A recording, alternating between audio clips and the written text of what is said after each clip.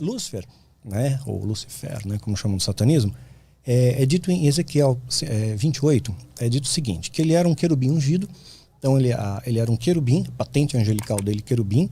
Então tem demônios, né, com desmembramentos de patentes, e os anjos também. Anjo, arcanjo, querubim, serafim, e o Lúcifer era um querubim.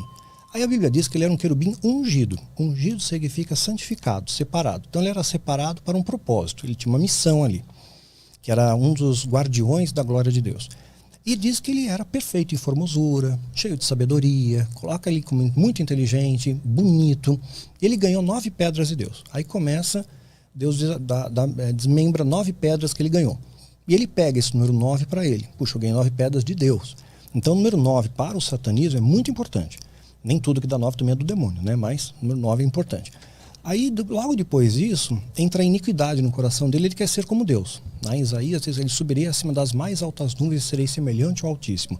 Então você é semelhante a Deus. Eu quero ser como Deus. Ao querer ser como Deus, Deus o afasta da sua presença. Mas ele é um ser muito inteligente. Ele enganou a terça parte dos anjos. Isso é anjo pra caramba. Que não é pautado na população terrestre. Ele enganou 7 bilhões e meio de pessoas, né? Ou 1/3 dessa população. Estamos falando de uma dimensão espiritual. A Terra é uma poeira cósmica em relação ao universo. Não somos nada aqui. É um pontinho. Então, bilhões, trilhões de anjos ali, ele conseguiu enganar. Então, o poder de persuasão dele é muito grande, muito forte. Aí é dito que ele foi lançado para a Terra com a terça parte. Aí o que acontece? Ele está numa dimensão, no paraíso, que é uma dimensão, no meu entender, ainda espiritual, onde Deus faz Adão e Eva, faz a sua imagem e semelhança. E aí tinha uma árvore do conhecimento do bem e do mal que o homem não podia tocar, não podia comer. E o diabo estava ali. Quer dizer, ele não tinha ainda o poder de zanzar por todo o planeta. O poder dele geográfico se limitava ao perímetro dessa árvore, né, do conhecimento do bem e do mal. Mas por que ele estava ali? Então, ele foi mandado por Deus ali. Né? E aí, ele estava no paraíso, porque havia uma única regra no paraíso. Não come da árvore do conhecimento. Não tinha 10 mandamentos, né? É um só. Você não come dessa árvore. Um mandamento, não tinha problema nenhum, sabe? O Adão pulava no cipó pelado, caía no rio, estava tudo bem, sem nenhum problema. Não tinha DR, não tinha sogra. Pensa bem na situação de Adão. Começou depois da maçã. Depois de Adão, depois. Né? Então, e eles fizeram, sogro de alguém também. Então, quer dizer, não tinha problema, cara. Aí, de repente, Deus colocou, não vai nessa árvore. O demônio estava lá, até mesmo para testar a fidelidade, porque você tem um livre-arbítrio. Mas Deus sabia que ali estava o demônio? Sabia, claro. Deus permitiu que ele ficasse ali. Entendi. É o livre-arbítrio humano, a sua escolha. Deus deu a direção, não mexe. Um mandamento, não eram 10, Aí ela chega perto, né? Eu imagino que essa sedução levou um tempo, não foi assim. E aí Eva, come a maçã. E a maçã é só uma alegoria, né? Na verdade, na Idade Média, as missas eram celebradas em latim, e a palavra malum e malus é muito parecida no latim. Uma quer dizer macieira e outra quer dizer mal. Então a maçã ficou associada a essa simbologia do mal. Então vamos colocar aqui que seja maçã. Ele vai, come a maçã, é bonita, é cheirosa, é legal. E Eva foi resistindo. Você vê que ele tentou Eva, ele não tentou Adão. Ele tentou na mulher. Tem algum significado isso? Eu acho que ele tentou pegar assim o ponto fraco. A mulher é mais semântica. O homem é mais racional, até hoje, né? E a mulher é mais emocional. Então ele talvez tenha tentado pegar Eva pela emoção dela, né? Pela emoção. E talvez, uma hipótese que ele pode ter usado, ele pegou e falou, olha, come a maçã. Ela não queria. Aí ele falou, vou te contar um segredo. Quando você fala para uma mulher, vou te contar um segredo, o que acontece? Todos os sentidos da mulher estão antenados em você naquele momento. Ou vou fazer uma surpresa, um dos dois. Acabou, ela não tem mais espaço, tempo, mais nada. Só existe você naquele momento para contar o segredo. E Lúcifer deve ter dito para a mulher, olha, vou te contar uma coisa, maçã emagrece. Ela comeu o pé inteiro, né, para emagrecer. Então, comeu, tentou, ela passa para Adão, os dois pecaram. Aí o que acontece? A partir daí, Lúcifer ele entra na nossa dimensão de tempo, digamos assim. E essa dimensão paraíso ainda era uma esfera espiritual. Os judeus acreditam que existem 7 céus, né? Então Lúcifer foi expulso da presença de Deus, não estava mais no mesmo patamar de céu que estava Deus, e foi expulso para a terra. Então ele estava aqui na terra, mas de uma dimensão ainda não terrena. Por exemplo, tua sombra está aqui, né? E você. Então vocês dois estão no mesmo espaço, mas em dimensões diferentes. A sombra não tem 3 dimensões. né? E você tem. Então, as dimensões estão aqui, mas no mesmo espaço, mas em dimensões diferentes, patamares diferentes. Tá claro? Tem? Aí o que acontece?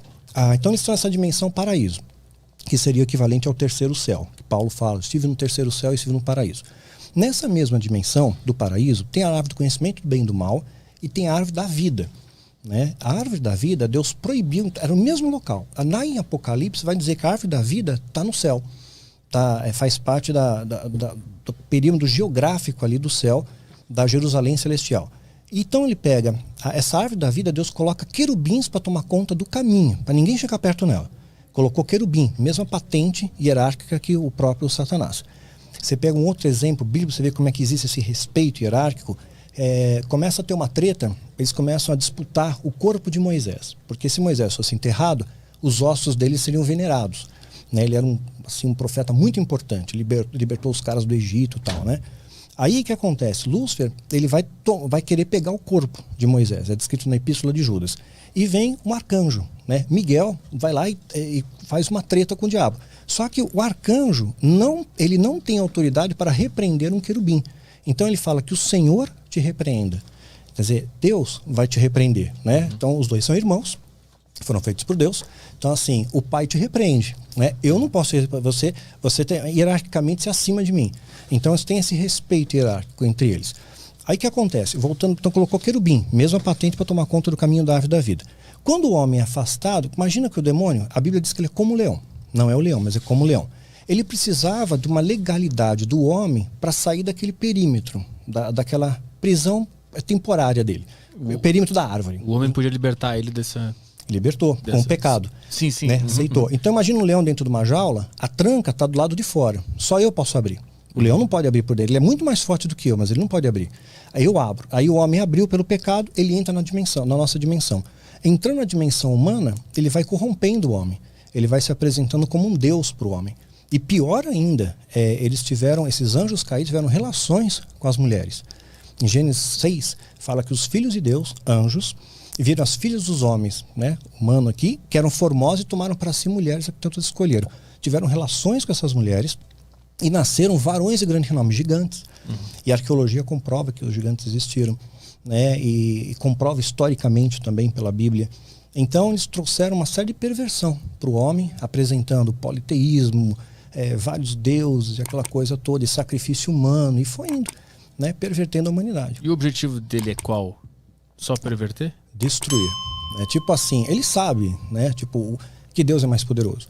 É evidente que ele sabe. A criatura nunca vai ser superior ao Criador. Mas ele vai causar o máximo de destruição que ele puder. Tipo, eu vou pra prisão. Mas eu vou levar todo o máximo de pessoas comigo. Vou causar o máximo de dano possível. Se nessa história a Eva não tivesse comido a maçã, como é que a humanidade estaria agora? Eu acho que estaríamos bem, de boa. Mas ia ser para sempre, não ia existir terra, essa vida que a gente conhece aqui. Acho que a gente teria estaríamos na dimensão espiritual, né? Que eu acredito que nós vamos voltar para essa dimensão espiritual, que é a nossa natureza, né? E não estaríamos sofrendo toda essa retaliação, né? Toda essa consequência que teve desdobramento do pecado original. Então, nós somos filhos do demônio? Nós somos filhos de um pecado, né? De um pecado, de uma falha humana, de pecado. Esse pecado deu a legalidade para o demônio para entrar na nossa vida, na nossa esfera, na nossa dimensão e causar destruição em nosso meio. Mas assim, tu, como indivíduos, a gente existiria da mesma forma nesse outro lugar? Eu creio que sim, sim. Só que não teríamos a mazela do pecado, não teríamos a dor, o sofrimento, né? Tudo que ser humano consiste. Agora, uma coisa que eu pondero, quando perguntam para mim, tem vida em outro planeta? Eu acho evidente que tem, né? Porque o universo é gigante, né? Tudo que a gente enxerga é 4% só. A gente só enxerga o universo visível para nós é 4%. Esses 4% a gente não entende nada. Ninguém sabe o que é matéria escura ainda direito, não tem uma explicação para tudo isso. Tu acredita que exista, e essas vidas em outros planetas, elas... De alguma forma elas participam desse jogo todo de dimensões e do que está escrito na Bíblia? Eu acho que estão, sim, em outras dimensões, algumas talvez, hipoteticamente, outros planetas, por que não? O universo é muito grande, muito grande. Tudo faz parte da criação de Deus. Quer dizer, se toda dimensão celestial, quer dizer, quando você pega as dimensões astronômicas, as distâncias astronômicas, tudo medido em ano-luz, sabe? Trilhões de ano-luz. Você olha para o céu hoje, você está vendo o passado. Sim. Estrelas que não estão mais lá, que a luz dela chegou só agora, depois de 1 trilhão de anos chegou aqui. Então, quer dizer, o mundo nem existia quando aquela luz estava vindo para cá. Então, certamente tem muita coisa para... Então, quando imagina a dimensão celestial, que evidentemente é muito mais robusta, maior, encorpada, porque a origem da criação, né? Então, gigantesco, inimaginável. Aí não vai ter somente a população do nosso planetinha Terra lá no céu, né? Sim, mas a gente vai formar uma aldeia ali, né? Essa população que está em outro planeta, ela também participa desse negócio de ser fruto do pecado? Tipo, você tem um planeta em algum lugar agora, com pessoas também. Eles, qual é o papel deles nessa guerra espiritual inteira? Com a gente, não. Eu não vejo um conflito conosco, com o nosso planeta Terra. Porque foi definido que Satanás e seus anjos foram lançados para a Terra, para cá. Especificamente para cá. Por inferência, talvez... Cachorrinho. Por inferência, talvez... eles não tenham errado. Não tenham tido pecado. Né? E talvez desfrutem de uma vida muito mais abundante do que a nossa. Tanto na capacidade intelectual, tudo, porque a gente perdeu nossa capacidade intelectual. Adão era um cara muito inteligente. Quando você vê pela Bíblia, que ele nominou o nome de todos os bichos que tinha. Pegou os répteis, os mamíferos, os herbívoros, as aves e deu o nome de um a um.